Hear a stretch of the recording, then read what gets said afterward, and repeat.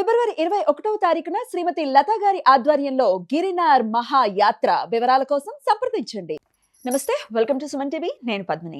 రేపటి పంచాంగాన్ని, రేపటి రోజుకున్నటువంటి వైశిష్ట్యాన్ని ఇప్పుడు చూద్దాం. రేపు 2వ తారీఖు ఫిబ్రవరి నెల 2026వ సంవత్సరం సోమవారం.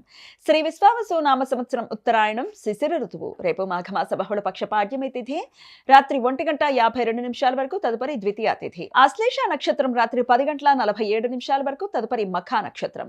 ఆయుష్మాన్ యోగం ఉదయం 7:21 వరకు, సౌభాగ్య యోగం రాత్రి 4:46 వరకు, బాలవకరణం మధ్యాహ్నం 2:41 వరకు, కౌలవకరణం రాత్రి 1:52 వరకు, తదుపరి తైతల కరణం ఉంటాయి.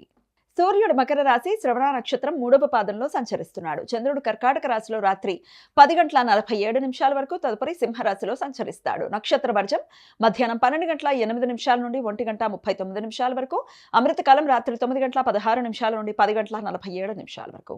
రేపు సూర్యోదయం ఉదయం 6:48, సూర్యాస్తమయం సాయంత్రం 6:12, చంద్రోదయం సాయంత్రం 6:44, చంద్రాస్తమయం ఉదయం 7:04.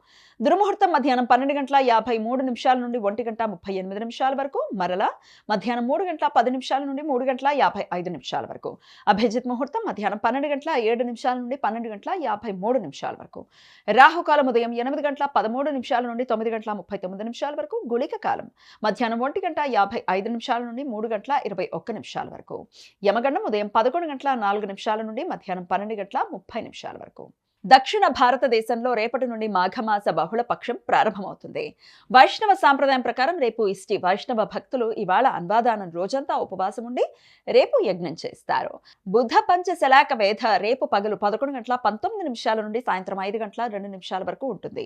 బుధగ్రహం ధనిష్ట నక్షత్రం 2వ పాదంలో సంచరించే సమయంలో చంద్రుడు ఆశ్లేష నక్షత్రం 3వ పాదంలో ఉన్నప్పుడు ఈ వేధ ఏర్పడుతుంది. శుక్ర పంచశలాక వేధ రేపు సాయంత్రం 5:02 నుండి రాత్రి 10:57 వరకు ఉంటుంది.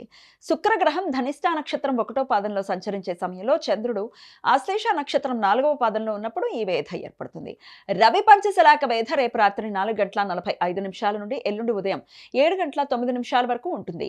రవిగ్రహం శ్రవణ నక్షత్రం 3వ పాదంలో సంచరించే సమయంలో చంద్రుడు మఖా నక్షత్రం 2వ పాదంలో ఉన్నప్పుడు ఈ వేధ ఏర్పడుతుంది. ఈ వేధల సమయంలో శుభకార్యాలు చేయడానికి అనుకూలం కాదు. ఈ సమాచారాన్ని మనకు అందించిన వారు మేడికొండూరు విశ్వనాథ్ ప్రసాద్ గారు. ఆయనకు కృతజ్ఞతలు తెలియజేస్తూ నారాయణ స్మరణతో సమస్త సన్మంగళాని భవంతు. నమస్కారం.